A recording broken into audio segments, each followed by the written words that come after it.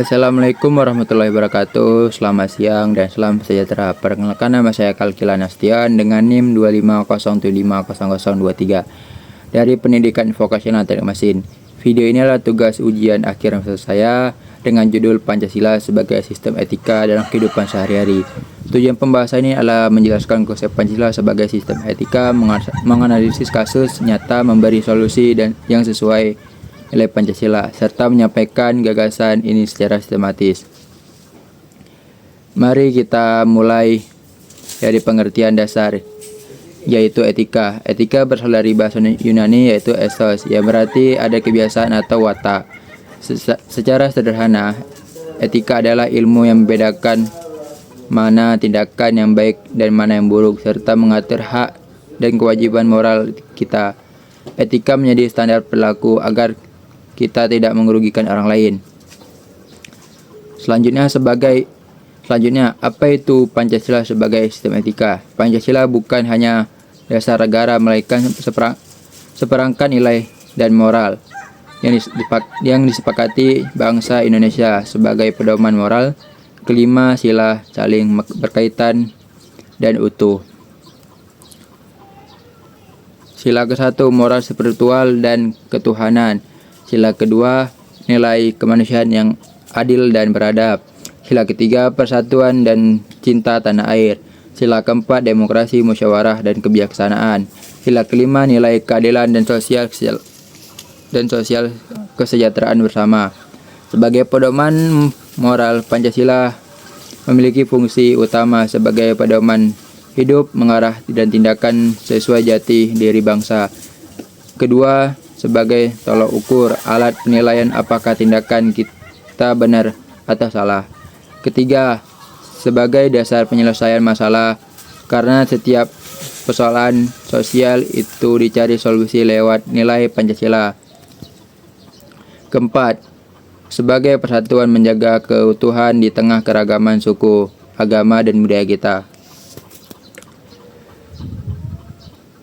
Sekarang kita masuk ke analisis kasus, yaitu kasus nyata, yaitu penyebaran hoaks di media sosial. Inti permasalahannya adalah banyak orang menyebarkan berita atau informasi palsu secara tentu benar atau sengaja dibuat menyesatkan lewat WhatsApp, Instagram, TikTok, dan media lainnya. Informasi ini disebarkan secara liar tanpa dicek kebenaran terlebih dahulu. Tindakan ini jelas melanggar nilai-nilai Pancasila, antara lain sila kedua, kemanusiaan yang adil dan beradab, karena menyebarkan kebohongan dan sama merugikan dan menakut-nakuti atau menjelekkan orang lain itu tidak beradab. Kedua, sila ketiga, persatuan Indonesia. Hoaks sering mencegah belah masyarakat, memicu pertengkaran antara kelompok, suku, atau agama sehingga merusak persatuan. Sila keempat, kerakyatan yang dipimpin oleh hikmat kebijaksanaan, karena tidak berpikir kritis dan tidak mengutamakan kebenaran. Mengapa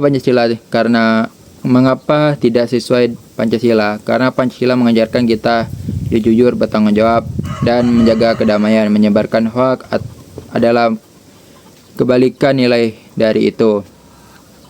Dampak nyata bagi individu, salah paham, stres, atau jerat hukum.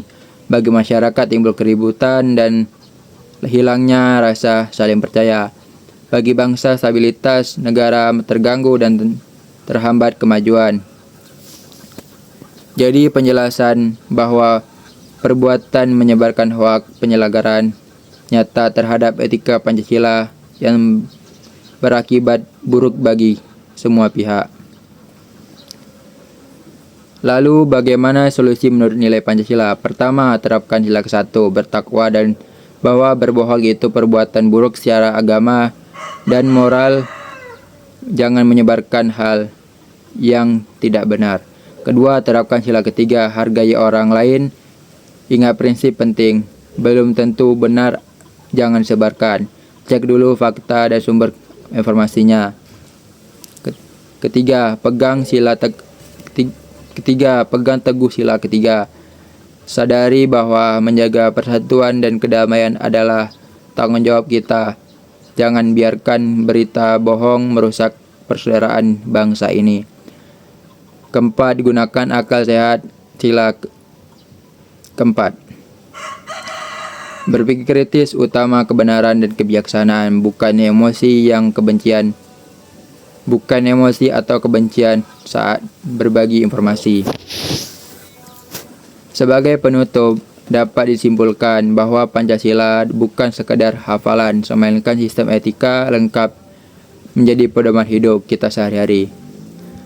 Setiap tindakan kita, baik dunia nyata maupun media sosial, harus diukur dengan nilai-nilai Pancasila. Jadi, Pancasila sebagai kompas moral kita agar menjadi pribadi yang baik, masyarakat yang rukun, dan bangsa yang beradab. Demikian pembahasan saya. Terima kasih atas perhatiannya. Assalamualaikum warahmatullahi wabarakatuh.